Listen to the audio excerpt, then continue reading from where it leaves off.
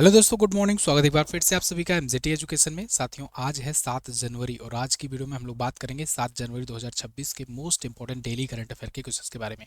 सबसे पहले तो इस चैनल को सब्सक्राइब कीजिए, क्योंकि व्यूज ज़्यादा आ रहे हैं लेकिन सब्सक्राइबर कम है। मतलब आप सभी लोग देख तो रहे हो वीडियो लेकिन सब्सक्राइब नहीं किए हुए। ये नया चैनल है एमजेटी करंट अफेयर। इस चैनल को आप सब्सक्राइब कीजिए, क्योंकि करंट अफेयर की सारी क्लासेस, सारी वीडियोज यहीं पर आने वाली हैं। सबसे पहले हम लोग कल की रिवीजन का बात करेंगे। कल जो भी हम लोगों ने पढ़ा था उसका रिवीजन करेंगे 1 मिनट में। कल हम लोगों ने पढ़ा था राष्ट्रीय पक्षी दिवस हर साल मनाया जाता है 5 जनवरी को। थीम है उड़ता हुआ पक्षी, गतिमय कविता है। जिम्स ग्रेटर नोएडा, ये होगा, यहाँ पर खुलेगा भारत का पहला AI clinic. Bank of Baroda की रिपोर्ट के अनुसार 2026 के वित्तीय वर्ष में भारत का शीर्ष निवेश गंतव्य रहा आंध्र प्रदेश। इसके अलावा विश्व स्वास्थ्य संगठन की फार्माकोविजिलेंस रैंकिंग में भारत को 8वां स्थान प्राप्त हुआ है। और कल हम लोगों ने पढ़ा था कि 2025 में अंगदान के क्षेत्र में नया कीर्तिमान स्थापित करते हुए 198 अंगदाताओं के साथ तीसरे स्थान पर आ गया है कर्नाटक।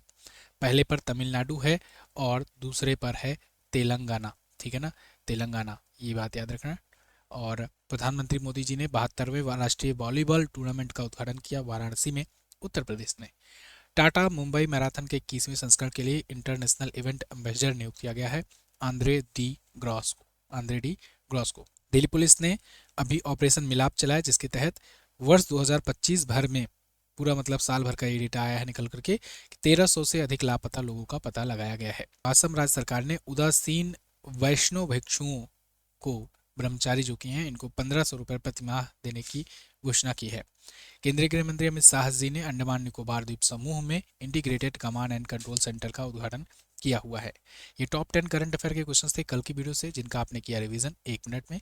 अब हम लोग आज की करंट अफेयर की बात करेंगे, लेकिन आपको बता दें इसकी पीडीएफ और क्विज एमजेटी ऐप पर दी जाती है। डेली फ्री क्विज आप यहाँ से सॉल्व कर सकते हैं, डेली, वीकली, मंथली, सबकी। इसके अलावा पीडीएफ भी आप डाउनलोड कर सकते हो, मॉक टेस्ट लगा सकते हो। ठीक है, टेलीग्राम पर भी पीडीएफ दी जाती है, टेलीग्राम से भी पीडीएफ डाउनलोड कर सकते हो। रात को 9 बजे आपको पीडीएफ मिलेगी, डेली रात को 9 बजे। तो आप पीडीएफ यहाँ से भी प्राप्त कर सकते हो।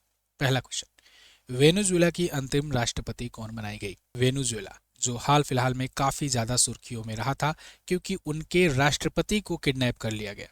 आपने देखा यूएस ने अपनी डेल्टा फोर्स भेज करके इतिहास में पहली बार ऐसा देखने को मिला कि किसी एक राष्ट्रपति को अगवा कर लिया गया।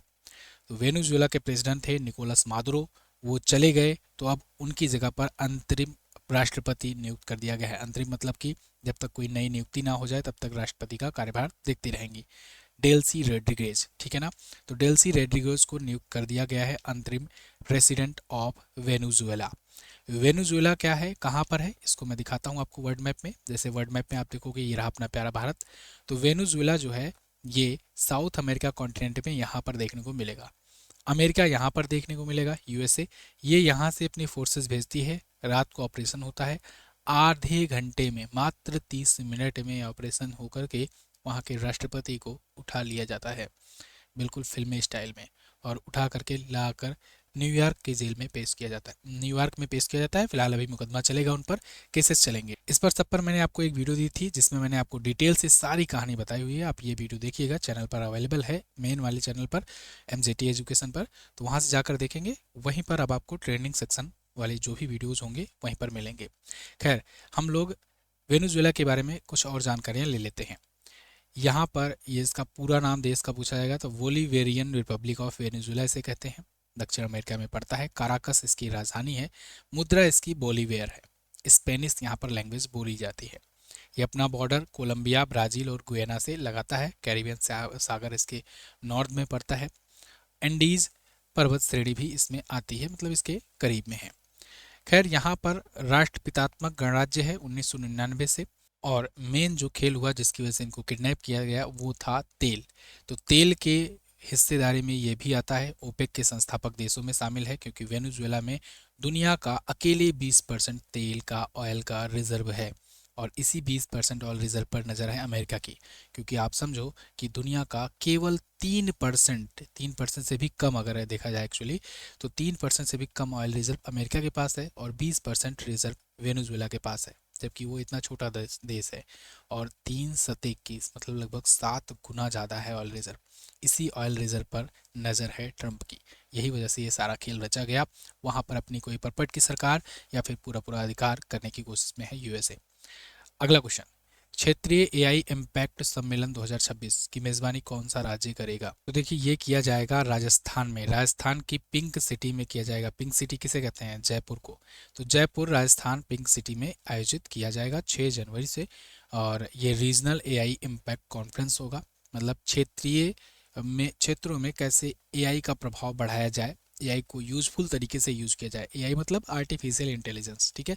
हर जगह एआई यूज हो रहा है। ये जो पेज आपके सामने दिख रहा है ये भी एआई से ही बनाया गया है ना। तो जितना ही आप जितना अच्छे तरीके से और जितना जल्दी अडॉप्ट करोगे एआई को, उतना ही आप तेज़ी से आगे बढ़ोगे। अगर आपने एआई को इग्नोर किया तो आपको दुनिया इग्नोर करना शुरू कर देगी और आप जल्द ही पीछे हो जाओगे। तो एमजेटी एजुकेशन अपग्रेडेड मॉडल के लिए जाना ही जाता है। तो आपने देखा, हमने भी बहुत जल्दी ही इसको अपनाया है और आपके सामने देखिए कुछ इस प्रकार से क्रिएटिविटी देखने को मिल रही है। खैर, राजस्थान भारत का सबसे बड़ा राज्य है क्षेत्रफल की दृष्टि से। जयपुर राजधानी है। भजन लाल शर्मा जी बीजेपी पार्टी से यहाँ के सीएम होंगे। हरिभाऊ किशन राव बागड़े ये यहाँ के गवर्नर हैं। पुष्कर, राजसमंद, सांभर, पिछोला, फतेह सागर ये प्रमुख झीलें हैं राजस्थान से। राजस्थान, अच्छा इसके बारे में ज़्यादा डिटेल अगर जानना चाहो तो देखो, बस मोटा मोटा यही है कि ये 3 सूत्रों पर काम करेगा, पीपल, प्लानेट और प्रोग्रेस पर। वैसे इंडिया एआई मिशन के 7 चक्र होते हैं, ठीक है। तो कुल मिलाकर एआई को इंटीग्रेट करने के लिए ये मीटिंग है, समिट है, सम्मेलन है क्षेत्रीय लेवल का। अगला देखते हैं। अच्छा, एक और जरूरी बात, ब्रह्मास्त्र करंट अफेयर की अपडेटेड ई बुक आ गई है। तो जिन लोगों ने इसे परचेज किया था उनको तो फ्री में दी जा रही है। जिन लोगों ने नहीं परचेज किया है वो अपडेटेड वाली परचेज कर सकते हैं। फ्री में कैसे मिलेगी आपको? अगर आपने पिछली वाली ब्रह्मास्त्र ली थी जो दिसंबर में महीने में ली थी अगर, तो 31 दिसंबर तक का कंटेंट ऐड करवा करके ऐप में अपडेट कर दिया गया है। तो अगर आपने ऐप से लिया था तब तो आप जाकर दोबारा से डाउनलोड कर लो, और अगर आपने व्हाट्सएप के थ्रू लिया था तो व्हाट्सएप पर जाकर पुरानी वाली ई बुक भेज करके आप पूछ लो सर दोबारा से भेज दीजिए, तो वहाँ दोबारा से भेज दिया जाएगा आपको अपडेटेड वाला, ठीक है। बहुत सारे लोगों ने कल ले लिया है और अगर आपने अभी तक नहीं लिया है तो जाकर के इसे लीजिए। और सेम प्राइस है तो अपडेटेड ई बुक का भी, तो सेम प्राइस में आप नई वाली भी ले सकते हो अगर आपने अभी तक परचेज नहीं किया है तो। कुछ इस प्रकार के कंटेंट हैं हमारे, आप जानते हो कंटेंट बिल्कुल यूनिक रहता है, इसलिए आप ब्रह्मास्त्र को इतना पसंद करते हो और हमारी सभी ई बुक्स को इतना पसंद करते हो। एमजेटी ऐप पर आपको ये मिलेगी ई बुक बेस्ट ई बुक सेक्शन में। और किसी भी सहायता के लिए, किसी भी डाउट के लिए आप व्हाट्सएप कर सकते हो। ऐप में भी जगह जगह आपको ऑप्शन मिल जाएगा। आगे बढ़ते हैं। भारतीय सेना ने 150 से 300 किलोमीटर रेंज वाले किस रॉकेट लॉन्चर सिस्टम के लिए 293 करोड़ का समझौता किया है? तो भारतीय सेना ने अभी सूर्यास्त्र रॉकेट लॉन्चर के लिए 293 करोड़ का समझौता किया है। 293 करोड़, ये सूर्यास्त्र होगा। आपने अभी कुछ दिन पहले ही पिनाका देखा, पिनाका के बारे में मैंने आपको बताया ना, डीआरडीओ ने परीक्षण किया था। ये सब मल्टी रोल रॉकेट सिस्टम है, रॉकेट लॉन्चर है, मल्टी कैलिबर। मतलब एक बार शुरू करे दागना ना, धड़ धड़ धड़ धड़ धड़ धड़ धड़ बहुत सारे मिसाइल निकालेंगे, ठीक है। धड़ धड़ की आवाज़ नहीं आएगी, ये तो मैं आपको समझाने के लिए बता रहा हूँ। मतलब ये मल्टी रोल है। अब पिनाका वगैरह ना इतना मतलब एडवांस है, इतना खूबसूरत है कि इसको अब दुनिया में और भी देश लेने के लिए इच्छा जता रहे हैं और भारत इसको एक्सपोर्ट भी करेगा। ऐसे ही सूर्यास्त्र एक नया आया है, अपडेटेड, भारत का पहला स्वदेशी। स्वदेशी बहुत ज़्यादा ज़रूरी है। आप देख रहे हो आज के टाइम पर अमेरिका जो है जिस प्रकार की तानाशाही दिखा रहा है, ऐसे देशों पर वेपन्स में, हथियारों पर डिपेंडेंसी लाना खतरे से खाली नहीं है। तो ऐसे में भारत को स्वदेशी चीज़ों पर और तेज़ी से बढ़ना होगा, बढ़ावा देना होगा, है ना। और सिर्फ यही हथियार के मामले में नहीं, मतलब आपको हर एक चीज़ जो पसंद आए, पहली पसंद आपको स्वदेशी होनी चाहिए। अगर जब भी आपके सामने ऑप्शंस हों, सामने सामने रखे गए हों, देखो जो नहीं है ऑप्शन तब तो कोई दिक्कत नहीं है, आप यूज़ करो। लेकिन अगर आपके आप सामने ऑप्शन दिख जाएं और आपको लगे कि ये दोनों में से कोई एक लेना है, थोड़ा सा 10 रुपये महंगा पड़ रहा है देसी वाला, फिर भी 10 रुपये महंगा खर्च कर देना, लेकिन स्वदेशी को अपनाना। क्योंकि आज के टाइम पर ये जो चीज़ें चल रही है ना, अगर आज हम लोग इंडियंस चीज़ों को प्रमोट करेंगे, सपोर्ट करेंगे, तभी आगे चल करके खड़े हो पाएंगे कुछ। आज हम लोग की मजबूरी है कि हर चीज़ यूएस की चीज़ों पर डिपेंड होना पड़ रहा है। ये जो आप पढ़ रहे हैं पीपीटी से, ये जो आप यूट्यूब पर देख रहे हैं वीडियो, ये जो गूगल का चीज़ें यूज किया गया जा रहा है, ये सब विदेशी है। तो अगर हम लोग अपनी चीज़ों को प्रमोट करेंगे तो खड़े हो पाएंगे, ठीक है। इसलिए इंडियन आर्मी ने भी अभी 150 से 300 किलोमीटर रेंज वाले सूर्यास्त्र रॉकेट सिस्टम लॉन्चर का समझौता किया है, और इसे इसराइल की एल्बिट सिस्टम की पल्स तकनीक का उपयोग करके बनाया गया है, ठीक है। पल्स मतलब precise and universal launching system. भारतीय सेना ने 2026 को किस रूप में घोषित किया है? तो भारतीय सेना ने 2026 को नेटवर्किंग और डेटा सेंट्रिक का वर्ष घोषित किया है, year of networking and data centricity. तो इससे इसका मतलब क्या हुआ? इसका मतलब जितना ज़्यादा से ज़्यादा हो सके नेटवर्क को बढ़ाओ, नेटवर्क को मजबूत करो। नेटवर्क मतलब हर प्रकार का नेटवर्क, मतलब आपका सैटेलाइट, आपका इंटरनेट, आपका ग्लोबल कनेक्शन, सबको मजबूत किया जाए। साथ ही साथ डेटा सेंट्रिक मतलब जितना ज़्यादा डेटा, जितना ज़्यादा इन्फॉर्मेशन, उतना आप एज पाओगे इस युद्ध में, क्योंकि भविष्य के युद्ध जो होंगे ये भी बिल्कुल डिजिटल रूप से होंगे। इसके लिए आपको डिजिटली प्रिपेयर होना पड़ेगा, ठीक है। तो 2026 को year of networking and data centric घोषित किया भारतीय सेना ने, याद रखना इंपॉर्टेंट है। जनरल उपेंद्र द्विवेदी जी वर्तमान में सेना प्रमुख हैं। डिकेड ऑफ ट्रांसफॉर्मेशन, ये इस डिकेड को घोषित किया गया, यानी इस दशक को। तो दशक को परिवर्तन का दशक और वर्ष को नेटवर्किंग और डेटा सेंट्रिक ईयर। वैसे भारतीय सेना के बारे में बात करें अगर, तो ऑफिशियल इस्टेब्लिशमेंट इसके अंग्रेजों के टाइम पर 1895 को की गई थी। सेवा परमो धर्मा इसका आदर्श वाक्य है। भारत के राष्ट्रपति सर्वोच्च कमांडर माने जाते हैं। वैसे भारत में चीफ ऑफ डिफेंस स्टाफ का भी पद आ गया है। वर्तमान में दूसरे नंबर के चीफ ऑफ डिफेंस स्टाफ हैं जनरल अनिल चौहान जी, ठीक है। इसके अलावा और 7 कमांड हैं, ठीक है, 7 कमांड है। पैरा स्पेशल फोर्सेस भी हैं, गोरखा रेजिमेंट भी हैं, ये स्पेशल फोर्स कही जाती हैं। इसके अलावा बहुत सारे CAPF हैं। CAPF मतलब सेंट्रल आर्म्ड पुलिस फोर्सेस, जो गृह मंत्रालय के तहत आती है। बाकी सेना तो रक्षा मंत्रालय के तहत आती हैं। NDA का हेडक्वार्टर पूछा जाता है, नेशनल डिफेंस एकेडमी का, ये खड़गवासला पुणे में है, बहुत इंपॉर्टेंट है, कई एग्जाम में पूछा गया है। और IMA का, इसका हेडक्वार्टर देहरादून में है, ये भी पूछा गया है। OTA का चेन्नई में। ऑपरेशन विजय कारगिल में चलाया गया था। ऑपरेशन मेघदूत हम लोगों ने सियाचिन में चलाया था। आपदा राहत ऑपरेशन राहत चला करके आपदा राहत चलाया गया था। ऐसे कुछ मतलब इंपॉर्टेंट स्टैटिक्स हैं, इनको आपको याद रखना है। अगला, भारत का पहला वाणिज्यिक स्तर का ट्रॉपिकल RAS आधारित रेनबो ट्राउट फार्म कहाँ विकसित किया गया, कहाँ स्थापित किया गया?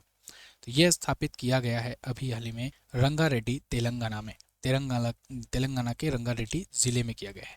ये ट्रॉपिकल RAS आधारित रेनबो ट्राउट फार्म होगा। इसका मतलब क्या हुआ? इसका मतलब ना कि अब ठंडे पानी की जो मछलियां होंगी उनके लिए भी अनुकूल वातावरण कर दिया जाएगा, क्योंकि देखो आप दक्षिण भारत में ना, दक्षिण भारत जो पड़ जाता है वो कर्क रेखा के नीचे पड़ जाता है। तो इस ऐसे में यहाँ पर गर्मी ज़्यादा होती है, तो गर्मी ज़्यादा होती है तो जो ठंडे स्थलों की ठंडे पानी की जो मछलियाँ होती है वो यहाँ सर्वाइव नहीं कर पाती।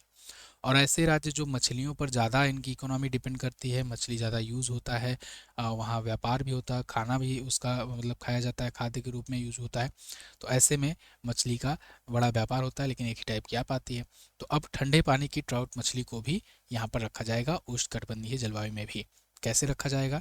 इसके लिए ये ट्रॉपिकल RAS आधारित रेनबो ट्राउट फार्म बनाए जाएंगे, जहाँ पर ऐसा मत्स्य पालन हो सकेगा, ठीक है ना। तो जो मत्स्य पालन मंत्री हैं राजीव रंजन जी, उन्होंने इसका उद्घाटन किया हुआ है 5 जनवरी को तेलंगाना में, तेलंगाना के रंगारेड्डी जिले में। बात समझ में आई? तो RAS का मतलब होता है रिसर्कुलेटरी एक्वाकल्चर सिस्टम। ओके, अगला, ये भारत का पहला पहले पहले है, इसको मैंने कल आपको बताया था, तो आज हम नहीं बताएंगे। आज आप स्क्रीनशॉट लेना चाहो तो स्क्रीनशॉट ले सकते हो। आगे बढ़ते हैं। किस देश की सरकार ने BCCI की कार्रवाई के जवाब में IPL के प्रसारण पर अपने देश में प्रतिबंध लगा दिया? तो भाई देखो, बांग्लादेश भी अब पाकिस्तान बनने की राह पर चल चुका है। बांग्लादेश ने कह दिया है कि BCCI का जो भी होगा खेल, जैसे IPL होता है, IPL बांग्लादेश में कोई नहीं दिखेगा, बैन लगा दिया गया है। ये सब शुरू कहाँ से हुआ? ये सब शुरू होता है मुस्तफिजुर रहमान से। एक्चुअल में हुआ क्या था कि बांग्लादेश में आप देख रहे हो लगातार एंटी इंडिया सेंटीमेंट चल रहे हैं, हिंदुओं को मारा जा रहा है, भारत विरोधी वहाँ पर कारनामे चल रहे हैं। ऐसे में क्या हुआ कि एक बार मांग उठी है कि भाई IPL में KKR टीम ने, अभी IPL का ऑक्शन हुआ था, KKR टीम ने 9.2 करोड़ समथिंग में खरीद लिया बांग्लादेश के खिलाड़ी को, मुस्तफिजुर रहमान को। अब KKR के जो मालिक हैं वो हैं शाहरुख खान। शाहरुख खान पर लोग भड़क गए, इसके अलावा KKR टीम पर भड़क गए लोग, कि भाई क्यों इसको लिए हो अपने टीम में, बांग्लादेशी क्रिकेटर को 9 करोड़ रुपए दे रहे हो, वहाँ हिंदुओं को मारा जा रहा है। तो ऐसे में प्रेशर बढ़ा जब, तो फिर बीसीसीआई ने उन्हें निकालने का फैसला लिया, केकेआर ने भी निकाल दिया। अब फिर बांग्लादेश में फिर ये हुआ कि भाई बांग्लादेशी क्रिकेटर नहीं खेलेंगे, तो फिर बांग्लादेश ने कहा कि हम आईपीएल ही नहीं चलने देंगे अपने देश में। इसके अलावा वो आईसीसी से भी बात कर रहा है कि भारत से होने वाले जो मैचेज हैं उसको भारत में ना कराया जाए, साथ ही साथ भारत से मैच नहीं खेलेंगे वो, तो हो सकता है उनसे कोई और टीम से कराया जाए। मतलब बिल्कुल पाकिस्तान वाली राह पर ये चल पड़ा है। ठीक है, बांग्लादेश अपना सुधार नहीं करना है इसको, ये बात की दिक्कत है कि कैसे निकाले तुम एक खिलाड़ी को, कैसे निकाल दिए। बांग्लादेश क्रिकेट बोर्ड ने आईसीसी से कहा है कि 2026 का जो टी20 वर्ल्ड कप होगा उसके मैच भारत की बजाय श्रीलंका में खेले जाएं, श्रीलंका में वो जाकर खेलेंगे, भारत में आएंगे ही नहीं खेलने। और फिर वही बात हो जाएगी जैसे इंडिया पाकिस्तान वाले मैचेस के दौरान हुआ था कि मैच तो खेलेंगे लेकिन हाथ नहीं मिलाएंगे वगैरह वगैरह, बहुत सारी चीज़ें। खैर, बीसीसीआई की बात करें तो board of control for cricket in India, ये इसका फुल फॉर्म है। इसकी स्थापना 1928 में हुई थी। मुंबई में वानखेड़े स्टेडियम इसका हेडक्वार्टर है। देवजीत सौकिया इसके वर्तमान सचिव हैं और मिथुन मनहास नए इसके अध्यक्ष हैं बीसीसीआई के। ठीक है, सीईओ हैं हेमांग अमीन।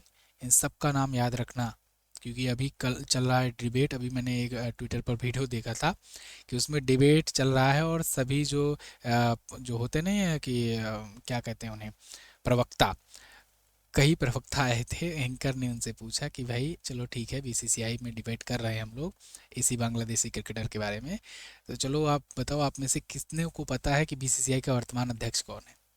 कोई नहीं बता पाया, कोई नहीं बता पाया है। ट्विटर पर खूब वीडियो वायरल चल रही है कि बताओ ऐसे ऐसे प्रवक्ता रखे हो, टॉपिक आपको पहले ही बताया जाता है कि आओ इस पर डिबेट करना है कल, और टॉपिक पर तैयारी करके आना होता है डिबेट। सब टॉपिक तैयार कर लिए कि क्या बोलना है, हिंदू मुस्लिम बोलना है, ये बोलना है, इंडिया बांग्लादेश बोलना है, भूल गए कि बीसीसीआई ने निकाला है तो बीसीसीआई के अध्यक्ष है कौन, किसका ये डिसीजन था, किसका फैसला था। खैर, जो भी हो, तो ये थे इसके प्रवक्ता हैं, राजनेता हैं, और ऐसे रहते हैं तभी तो ऐसी चीज़ें चलती हैं। आईपीएल 2008 से शुरू हुआ था, भारत में होता है इंडियन प्रीमियर लीग। इसके बारे में मैं ऑलरेडी कई बार वीडियो दे चुका हूँ तो उस पर ज़्यादा डिटेल में नहीं जाएंगे।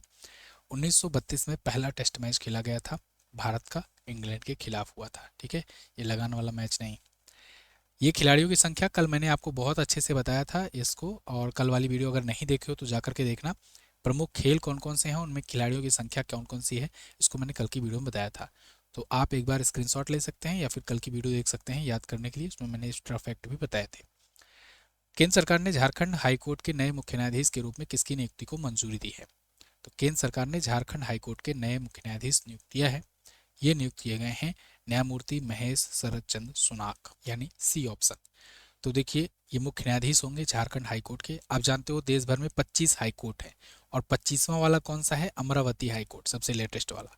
तो झारखंड हाईकोर्ट के नए मुख्य न्यायाधीश ये होंगे। इससे पहले बॉम्बे हाईकोर्ट में ये न्यायाधीश थे और इनको अब परमानेंट करके चीफ जस्टिस बना दिया गया है। इसके अलावा रमेश चंद्र डिमरी और नीरजा कुलवंत कालसन को पंजाब और हरियाणा का बनाया गया है। अभी कल में भी मैंने आपको 3 राज्यों के मुख्य न्यायाधीशों के बारे में बताया था। कमेंट करके आप बताइए कौन कौन से नियुक्त हुए हैं।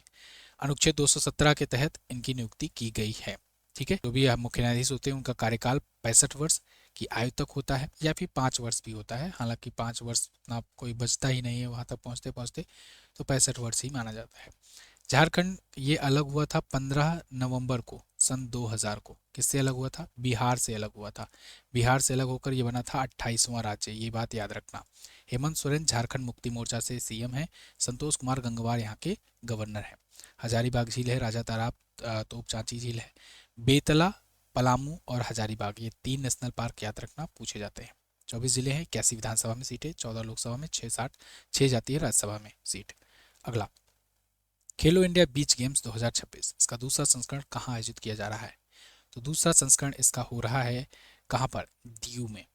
दमन, दीव, दादरा नगर हवेली के दीव में आयोजित किया जा रहा है। दूसरा संस्करण होगा ये खेलो इंडिया बीच गेम। खेलो इंडिया गेम्स का ये एक इवेंट है जो बीच पर खेले जाते हैं। ठीक है ना, बीच पर बीच वॉलीबॉल होता है, ऐसे रस्सा वाला खींचने वाला होता है। ठीक है, तो ऐसे खेलो इंडिया गेम्स के कई सारे इवेंट होते हैं। खेलो इंडिया यूथ गेम हो गया, खेलो इंडिया यूनिवर्सिटी गेम हो गया, खेलो इंडिया विंटर गेम हो गया, खेलो इंडिया हॉकी गेम्स भी शुरू हो गया है, खेलो इंडिया ये बीच गेम भी होता है। तो ये सब खेलो इंडिया गेम्स के तहत आते हैं। तो 5 से 10 जनवरी 2026 तक आयोजित होगा और 2100 खिलाड़ी भाग ले रहे हैं। भारत के सबसे साफ और सुरक्षित समुद्री तटों में से एक है दीव। दीव का घोघला बीच यहीं पर आयोजित होगा। स्पोर्ट अथॉरिटी ऑफ इंडिया के द्वारा। ओके, अगला, दुनिया का दुर्लभ सैंडलवुड लेपर्ड भारत के किस राज्य में देखा गया? तो सैंडलवुड लेपर्ड ये दुनिया का दुर्लभ है, मतलब अब बहुत कम मात्रा में स्थित है, उपस्थित है। कर्नाटक में यह भी देखा गया है। सैंडलवुड लेपर्ड विजयनगर जिले में कर्नाटक में देखा गया है। तो सैंडलवुड लेपर्ड एक प्रकार का लेपर्ड है, तेंदुआ है, ठीक है। तो संजय गुब्बी और उनकी टीम ने इसको देखा है, जो कि होलेमत्ती नेचर फाउंडेशन से संबंधित है। तो अल्ट्रा रेयर स्ट्रॉबेरी रंग के ये तेंदुए हैं जो रिकॉर्ड किए गए हैं।